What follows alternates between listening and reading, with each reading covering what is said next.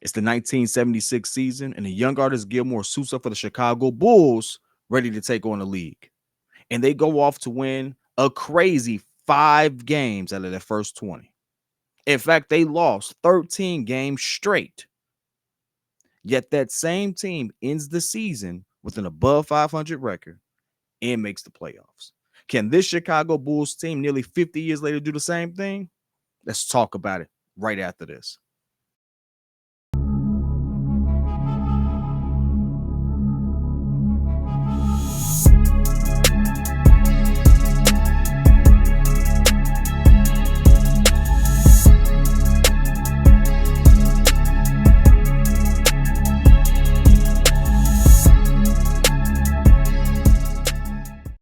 Hey, hey, listen, if you're new to the channel, it's your boy P.kidd. This is the Windy City Breeze. You know what we do, we know what we're talking about. And listen, before we get back into the story, I've just found out that more than 50% of you all who watch our daily content are not subscribed. Listen, it helps us a lot. It costs you nothing. If you've already sit there and you hit this, you follow every video that we do, you following us, you might as well just hit subscribe.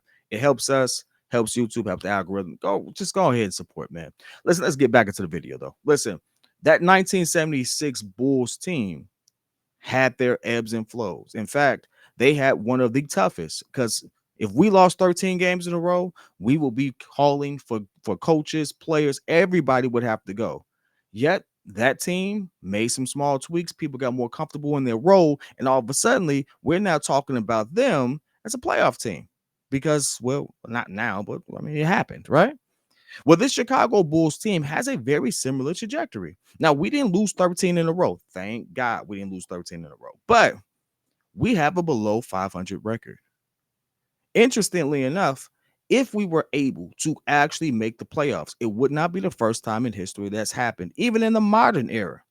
You go back to 2003, a young Dwayne Wade finds himself with the Miami Heat. I believe they were like 5-15 when they first started, and then yet they go off to make the playoffs. They have a below 500 record before All-Star break, and they had a well above 500 record leading after the break, heading into the playoffs. The point of it is it's possible. And so when we look at what's happened with the Chicago Bulls now, we look at the energy they're bringing, the synergy they're rolling with right now, how these lineups sit, everyone's fighting for each other. It's very possible. Not even, I mean, realistically, it's very possible that this team could actually not just be a play-in team. We're already technically in play-in contention, right? Top 10 teams, whatever. You know, I still I like what they did there, but I kind of hate it at the same time. It's call me old school. But at the end of the day, it's one of those things where you absolutely can see it, because a couple things fall in our favor. While we are trending up, we're also trending up at a time where we're rolling into some of the easiest parts of our schedule. In fact, it's kind of been overstated that we have the third easiest schedule moving into the rest of the season. And while that is always, I mean, teams make their runs, other teams are going to jails, things of that nature. We also know some teams are going to fall apart. So if it's just if it's just as it's projected now, we not only have a good chance to make a play in, obviously, right?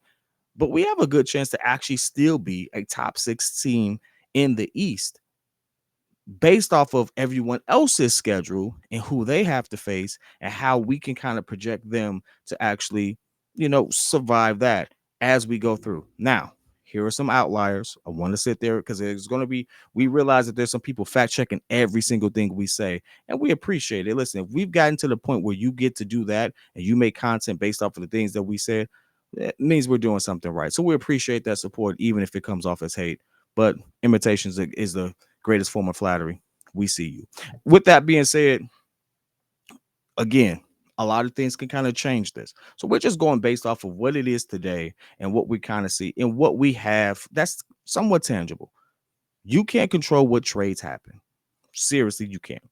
If Zach LaVine never gets traded and he ends up on his Bulls, still on his Bulls team, and Billy Donovan is somewhat forced to play him because new CBA rules, this, that, and the other. Who knows what happens to the chemistry of this team? And I hate to sit there and put that all on Zach. I really find it as a Billy Donovan thing, but it is what it is. Both of them are professionals. They have to work it out. But if that's the situation, I can't account for that. So we're going based off of as is. If we're going based off as it is and the where we're trending, we actually could be more favorite than the Indiana Pacers simply because the Indiana Pacers, as exciting as they are and things of that nature, they have one key flaw. They don't play no defense. Them boys just out there shooting, running, and gunning. And it's fun basketball. Don't get me wrong. They put up a lot of points and stuff like that, but you live by the three, you die by the three. And I mean, I'm sure that pendulum is going to swing back their way. Don't get me wrong. And I hope it does. I want to see Tyrese Halliburton really, have a successful career. But the one thing that we do well is we defend. And even if we don't have that level of high-powered offense, we know for a fact that they don't have our high-powered defense. And that defense, unfortunately, if it is, call it old school, but defense still wins games. It may not always win championships, but it definitely can win games. And right now, we're trying to add on the wins. We're trying to claw out of the hole. So I can see us catching the edge on Indiana. I can see us catching the edge on Atlanta. I can see us catching the edge on some of these teams. And some of these teams, some of the better teams in the East, we have already beaten. We've already beat Milwaukee. I was at that game. It's a beautiful game.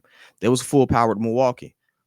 Brook Lopez going off, Giannis going off, Dame was trying to do his thing. Like they had a well-powered, well-oiled machine going, and we still managed to scratch and claw ourselves out of that game. And guess what? DeMar and Zach didn't play that game. I could be mistaken. Maybe DeMar did play. What? I don't believe he did though. I don't remember saying it. Anyway, like regardless though, we scratched, we fought, and we clawed against that game. We've beat Philly for the first time in ever, even though Joel Embiid still pull up monster numbers. Now, at the time of this video, this is going to come out before our next run in with them. If he goes off for 60 and 2 W's, blame it on my heart, not my mind, or whatever the saying is, because at this point, he is like 12 and 2 against us. But I ain't got to see him a whole lot till the playoffs anymore. So, like for real. But even still, we've held our own. We've fought against those teams. And truth be told, we've played well.